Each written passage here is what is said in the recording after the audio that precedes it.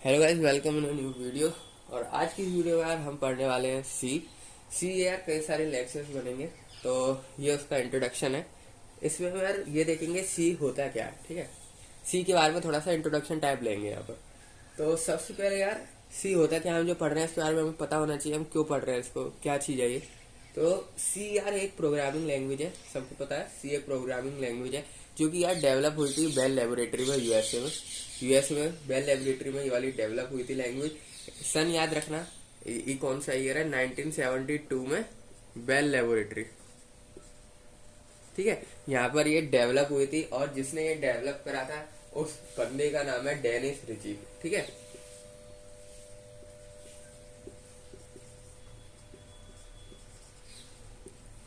ये इस बंदे ने यार यहाँ पर सी लैंग्वेज को हमें बनाया था। 1972 की बात है। सी लैंग्वेज सबसे पुरानी लैंग्वेज है। ठीक है, जो कि मतलब सबसे पुरानी जिस लैंग्वेज को कहेंगे सबसे पुरानी सी लैंग्वेज है। उसके बाद ही जितनी भी नई आती गई हैं, सी प्लस प्लस हुआ, जावा हुआ, तो ये सारी लैंग्वेज जो है यार बाद में आती है। सबसे पहले जो हमारी आई है वो है सी।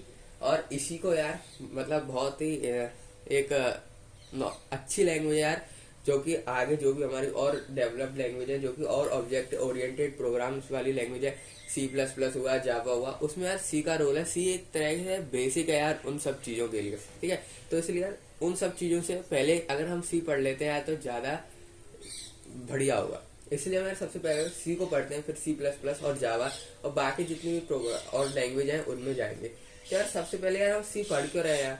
ठीक है, तो ये भी पता होना चाहिए सी यार एक ईजी लैंग्वेज है, एक रिलायबल लैंग्वेज है, जो कि आगे हमें यूज होने वाली है और सब लैंग्वेजों में। इसलिए यार हम सी को पढ़ रहे हैं। सी के यूज जो है वो बहुत सारे हैं। तो कोई पूछे यार क्या यूज है, तो तुम्हें पता होना चाहिए सी का यूज ये है कि यार ये एक इजी लैंग्वेज है और जो भी हम आगे लैंग्वेज पढ़ेंगे जावा या सी प्लस प्लस, उसमें ये हमें यूज होने वाली है। ठीक है, इसलिए एक बेस की तरह काम करेगी उन प्लेटफॉर्म्स, उन लैंग्वेज के लिए। ठीक है, जैसा कि तुम यार जानते हो इंग्लिश को, सबसे पहले अगर हमें इंग्लिश को समझना है, उसको याद करना है, लर्न करना है, तो सबसे पहले यार क्या चीज होती है इंग्लिश में। सबसे पहले हम अल्फाबेट्स पे जाते हैं। अल्फाबेट्स पहले हमें पता होना चाहिए, एबीसीडी क्या होता है वो देखते हैं। अल्फाबेट्स के बाद क्या करते हैं, वर्ड्स बनाते हैं। उनके वर्ड्स से बनाते हैं। अल्फाबेट पहले हम याद करते हैं, छोटे में होते हैं, फिर उनके वर्ड्स बनाते हैं। वर्ड्स के बाद हम क्या बनाते हैं, सेंटेंस। फिर हम पैराग्राफ की तरफ जाते हैं। ठीक है, ये तो हमारा प्रोसीजर होता है। सबसे पहले अल्फाबेट, वर्ड्स, सेंटेंस, फिर हमारा जो है पैराग्राफ आया। इस तरीके से यार सी को करने के लिए भी एक मतलब एक स्टेप्स होते हैं सी को याद रखने के लिए भी। सबसे पहले यार हमें अल्फाबेट्स, डिजिट्स और स्पेशल सिंबल्स, सबसे पहले यार हमें इन चीजों के बारे में यहाँ पर पता होना चाहिए। अल्फाबेट क्या होता है, डिजिट और स्पेशल सिंबल्स। ठीक है, इसके बाद इन सब चीजों के बाद हम आगे बढ़ते हैं, वो होता है हमारा कांस्टेंट, वेरिएबल्स, फिर आता है कीवर्ड्स। इन सब चीजों के बाद हम इस पे आते हैं, कांस्टेंट क्या होता है, फिर वेरिएबल्स क्या होता है, कीवर्ड्स क्या होता है। इन सब के बाद हम किस पे आते हैं, इंस्ट्रक्शंस पे आते हैं। और इंस्ट्रक्शन के बाद हम जाते हैं यार प्रोग्राम की तरफ। ठीक है, इंस्ट्रक्शन के बाद हम किसकी तरफ जाते हैं, प्रोग्राम की तरफ। तो सबसे पहले हम क्या करते हैं, सी लैंग्वेज को पढ़ने के लिए, याद करने के लिए, अल्फाबेट्स क्या होता है हमें पता है, डिजिट क्या होता है हमें यही पता है, स्पेशल सिंबल्स मतलब अल्फाबेट और डिजिट को छोड़ के जो भी हम बनाते हैं, चाहे हैश हो, पॉइंट हो, डॉट हो, जो भी हम और सिंबल्स बनाते हैं वो सारे हम कहाँ आते हैं, स्पेशल सिंबल्स ही में आते हैं। वो सारी चीजें कहाँ आती हैं, स्पेशल सिंबल्स में आते हैं। अल्फाबेट हमें पता ही है, एबीसीडी, चाहे स्मॉल में हो कैपिटल में हो, डिजिट हमें पता ही है 1 2 3 4, और स्पेशल सिंबल्स भी अब हमें मालूम पड़ गया। हम पढ़ते हैं अब यहाँ से कांस्टेंट, वेरिएबल्स और कीवर्ड्स के बारे में। तो यहाँ से हम देखेंगे कि ये सब चीज जो है बेसिक आपको पता ही है। कांस्टेंट ये चीज हम यहाँ से स्टार्ट करेंगे, इसके बाद इंस्ट्रक्शंस पे आएंगे, इंस्ट्रक्शन के बाद सीधा हम जंप करेंगे प्रोग्राम की तरफ। ठीक है, तो ये हमारा यहाँ से चलेगा। तो सबसे पहले यार हम पढ़ते हैं कांस्टेंट क्या होता है। तो कांस्टेंट क्या है हमारा, जैसे कि आपने कहीं भी देखा होगा, कांस्टेंट मीनिंग से पहले कि हम कोई भी नंबर लिख देते हैं तो उसको हम चेंज तो कर नहीं सकते ना, तो वो ही यार कांस्टेंट होता है। अगर कांस्टेंट क्या होता है यहाँ पर हमारा, कांस्टेंट एक तरह की एंट्री होती है। ठीक है, एक तरह की एंट्री होती है एक तरह की एंटिटी होती है जो कि चेंज नहीं कर सकते हम, जो कि चेंज नहीं कर सकते हम। उसको हम क्या कहते हैं यार? कांस्टेंट कहते हैं। उसको हम क्या कहते हैं? कांस्टेंट कहते हैं। कांस्टेंट के बाद हमने देखा था वेरिएबल। अब वेरिएबल क्या होता है? हमें कोई भी वैल्यू को स्टोर करना है, यानी इसकी वैल्यू हमेशा, ये एक तरह की ऐसी एंटिटी होती है जिसको हम चेंज कर सकते हैं। जिसको हम क्या कर सकते हैं? चेंज। जैसे कि हमने कोई भी लिया, जैसे कि हमने ए वेरिएबल ले लिया, उसमें 10 स्टोर कर लिया, तो हम बाद में जाके उस ए की वैल्यू चेंज भी कर सकते हैं। तो उसको हम क्या कहते हैं? यहाँ पर वेरिएबल कहते हैं। ठीक है, उसको हम यहाँ पर क्या कहते हैं? वेरिएबल, जिसकी हम वैल्यू क्या कर सकें? चेंज कर सकें। और कांस्टेंट जो हो गया, एक बार जो हमने दे दिया उसको हम चेंज नहीं कर सकते, इसको हम कांस्टेंट कहते हैं। वेरिएबल हम किसको कहते हैं? वेरिएबल उसे कहते हैं जिसकी हम एंट्री को चेंज कर सकते हैं। ठीक है, अब लास्ट में आता है हमारा कीवर्ड। कीवर्ड क्या होता है? ये एक तरह के वर्ड होते हैं जो कि एक स्पेशल मीनिंग को कैरी करते हैं। ये एक तरह के कौन से वर्ड होते हैं? जो कि स्पेशल मीनिंग को कैरी करते हैं। स्पेशल मीनिंग मतलब जैसे कि कोई हम स्पेशल चीज यहाँ पर यूज करें, सिंबल्स हुआ, और मतलब कोई भी चीज जो हम एक जो कि उसमें हो हमारे प्रोग्राम में, वो आता है यार कीवर्ड्स में। ठीक है, एक अलग से जो हम स्पेशल लगते हैं वेरिएबल कांस्टेंट के अलावा, वो हम कहा जाता है कीवर्ड्स में। ठीक है, कीवर्ड्स क्या होता है यार? जो भी हमारे स्पेशल एक मीनिंग होते हैं प्रोग्राम में, जिसका एक अलग ही मीनिंग होता है, वो कहाँ जाते हैं यार? हमारे कीवर्ड्स में जाते हैं। इसके बाद जो आता है, हम ये देख लिया, अब देखते हैं यार कांस्टेंट होते गए। अब इसको एक एक करके थोड़ा सा डिटेल में देखते हैं। सबसे पहले यार देखेंगे कांस्टेंट क्या होता है। तो कांस्टेंट यार हमारे दो तरह के होते हैं सी लैंग्वेज में। ठीक है, कांस्टेंट यार हमारे दो तरीके के होते हैं। एक होता है यार हमारा प्राइमरी कांस्टेंट, प्राइमरी कांस्टेंट। एक होता है हमारा सेकेंडरी कांस्टेंट, सेकेंडरी कांस्टेंट। ठीक है, प्राइमरी कांस्टेंट में क्या क्या चीजें आती हैं? प्राइमरी कांस्टेंट में आ गई इंटीजर, ठीक है, या फिर एक रियल कांस्टेंट। ये सारे कांस्टेंट है। ठीक, कांस्टेंट की बात चल रही है ना। या फिर कैरेक्टर कांस्टेंट। सेकेंडरी में हमारे यार क्या क्या चीजें आती हैं? जैसे कि हो गया हमारा एरे, ठीक है, और या फिर पॉइंटर, या फिर स्ट्रक्चर्स। ये सारी चीजें हमारी कहाँ आती है यार? सेकेंडरी कांस्टेंट में आती है। फिलहाल को तो यार हम प्राइमरी कांस्टेंट यहाँ पर पढ़ेंगे, सेकेंडरी कांस्टेंट आगे देखेंगे। ठीक है, सबसे पहले हम प्राइमरी कांस्टेंट को यहाँ पर पढ़ेंगे कि प्राइमरी कांस्टेंट अंदर ये जो इंटीजर, रियल और ये कैरेक्टर होते हैं, ये क्या क्या चीजें होती हैं। उसके बाद यार हम सेकेंडरी कांस्टेंट पे यहाँ पर आएंगे। तो सबसे पहले यार हम पढ़ते हैं यहाँ पर प्राइमरी कांस्टेंट।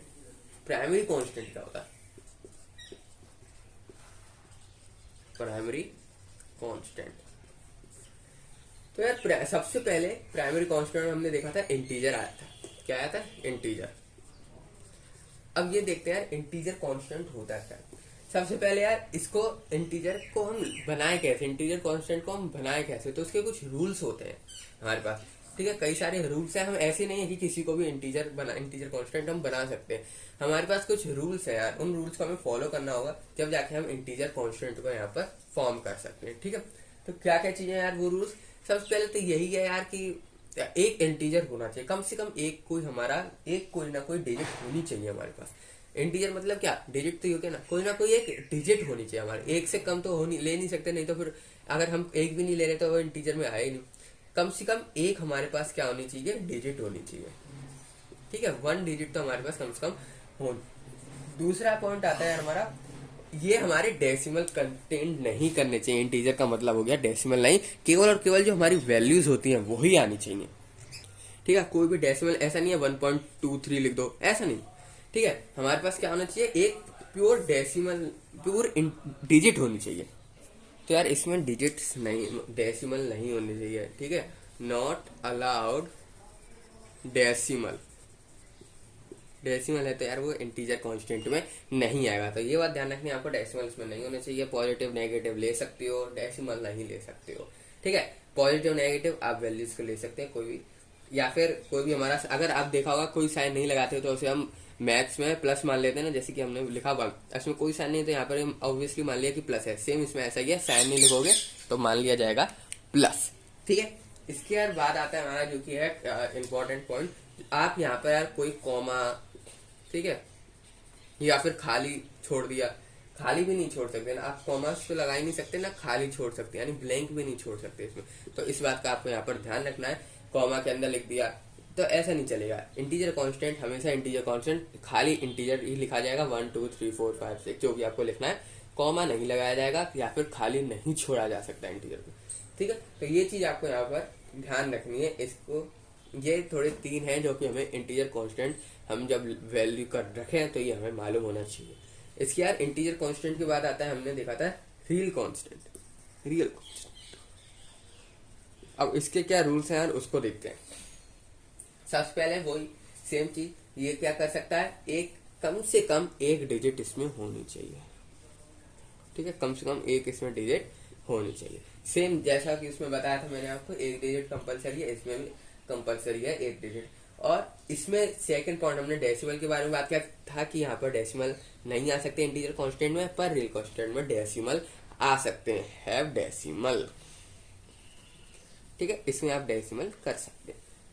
तो ये बात आपको यहाँ पर ध्यान रखनी है। अगर और बाकी जो भी मैंने आपको बताया जैसे कि इसमें साइन नहीं लिखेंगे तो प्लस मान लिया जाएगा, ठीक है। इसमें भी सेम वही चीज है, साइन नहीं लिखेंगे तो प्लस मान लिया जाएगा। या फिर इसमें हम क्या कर सकते थे, कॉमा और ब्लैंक्स को नहीं लगा सकते, ठीक है, नहीं लगा सकते। पर इसमें क्या है, हम कॉमा और ब्लैंक्स को लगा सकते हैं रियल कांस्टेंट में, ठीक है। तो ये चीज आपको यहाँ पर हमने बताया कि क्या चीज है रियल कांस्टेंट और प्राइमरी कांस्टेंट में डिफरेंट। इसमें क्या था, प्राइमरी कांस्टेंट में हम एक डिजिट कम से कम ले सकते हैं, और इसमें जो हमारा है डेसिमल की प्लेसेस अलाउड नहीं होते, कॉमास और ब्लैंक्स हमारे यहाँ पर अलाउड नहीं होते। पर हमने देखा रियल कांस्टेंट में तो वहां पर ये सब चीजें अलाउड है। इसी तरीके से यार आता है, यहाँ पर लिख देना नो कॉमास और ब्लैंक्स अलाउड, ठीक है, ये अलाउड है।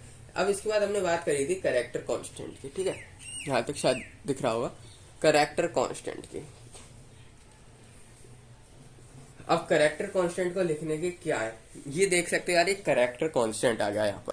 कैरेक्टर कांस्टेंट क्या होता है, एक सिंगल कैरेक्टर होता है, ठीक है। इसमें क्या होता है, एक सिंगल कैरेक्टर होता है जो कि इन्वर्टेड कॉमास के अंदर होता है, ठीक है। कोई भी एक सिंगल कैरेक्टर ले लो और वो क्या होगा, इन्वर्टेड कॉमास के अंदर होगा। और यहाँ पर बात ध्यान रखने की ये है, इन्वर्टेड कॉमा एक जैसे होनी चाहिए, जैसे कि ये ऐसे है तो ये भी ऐसे ही है। ऐसा नहीं कर देना, अगर आप ऐसे कर रहे हो फिर ऐसे कर रहे हो तो ये हमारा रॉन्ग हो जाएगा, ठीक है। इस तरीके से नहीं लिखते हैं हम, इस तरीके से यहाँ पर लिखते हैं कैरेक्टर कांस्टेंट को। ये बात आपको याद रखनी होगी, एक साइड होनी चाहिए, ठीक है, लेफ्ट साइड। ये बात आपको यहाँ पर ध्यान रखनी है। ऐसा नहीं है कि आप कर दें इस तरीके से तो ये गलत मान लिया जाएगा, ये कैरेक्टर कांस्टेंट में नहीं आएगा, ठीक है। ये बात आपको यहाँ पर ध्यान रखनी है। तो ये चीज आपको यार यहाँ पर ध्यान रखें। यहाँ पर ए लिखा है मैंने, आप चाहे इसमें कोई डिजिट भी लिख सकते हैं, ठीक है, ऐसा नहीं है कि डिजिट नहीं लिख सकते, इसमें डिजिट भी लिख सकते हैं कैरेक्टर कांस्टेंट में, और हम कोई भी कैरेक्टर भी यहाँ पर ले सकते हैं। पर आपको मेन चीज यहाँ पर ध्यान रखनी है कॉमास के बारे में, जो कि इन्वर्टेड, जो कि हमने कॉमा ऊपर की साइड लगाए वो भी लेफ्ट साइड लगाए, याद रखना लेफ्ट साइड लगाए। इस तरीके से लगाओगे तो वो नहीं आएगा कैरेक्टर कांस्टेंट में, ठीक है। अब बात करते हैं यार वेरिएबल्स के बारे में, ठीक है। तो यार हम बात करते हैं यहाँ पर एक वेरिएबल्स के बारे में। वेरिएबल्स क्या होता है, ठीक है, वेरिएबल्स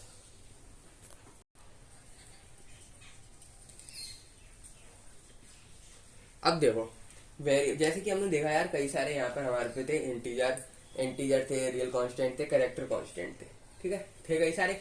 इसमें क्या होता है यार, हर चीज का अलग अलग एक मतलब था। जैसे कि इंटीजर कांस्टेंट क्या होता है, इंटीजर वैल्यूज को लेगा, रियल कांस्टेंट रियल वैल्यूज को लेगा, कैरेक्टर कांस्टेंट करेक्टर वैल्यूज को लेगा। इसी तरह इन सब का मतलब अलग अलग फंक्शन दिया गया था ना, अलग अलग चीजें अलग अलग काम कर रहे हैं। इसी तरीके से यार हमारा जो वेरिएबल होता है यहाँ पर, इसी तरीके से यार एक पर्टिकुलर टाइप का वेरिएबल एक सेम टाइप के कांस्टेंट को ही यहाँ पर एक्सेप्ट करता है, ठीक है। एक पर्टिकुलर टाइप का वेरिएबल एक सेम टाइप, मतलब जो भी टाइप आपका कांस्टेंट है उसको ही यहाँ पर एक्सेप्ट करता है, ठीक है।